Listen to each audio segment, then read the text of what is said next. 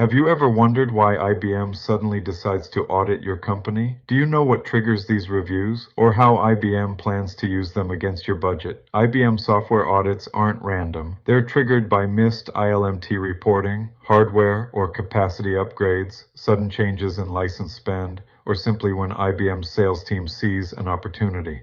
The process starts with a friendly review, but quickly becomes a compliance claim, and every gap IBM finds turns into pressure for more licenses and higher support costs.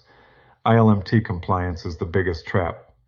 IBM requires detailed subcapacity reporting, but their own tools are complex and easy to misconfigure. Miss a patch, misreport a server, or fail to run reports on time, and IBM will argue you owe full capacity licensing. That difference can mean millions. But here's the key.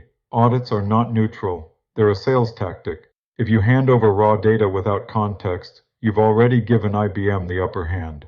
The right approach is to control the process, validate IBM's claims, and bring benchmarks to challenge inflated demands.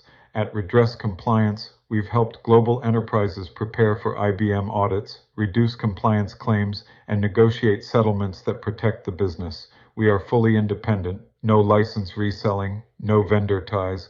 Our only role is to defend your interests. So ask yourself, will you let IBM dictate the outcome of an audit, or do you want a partner who knows their playbook and can turn compliance risk into negotiation leverage? If you've received an IBM audit notice, or just want to know where your risks are before IBM does, contact Redress Compliance today.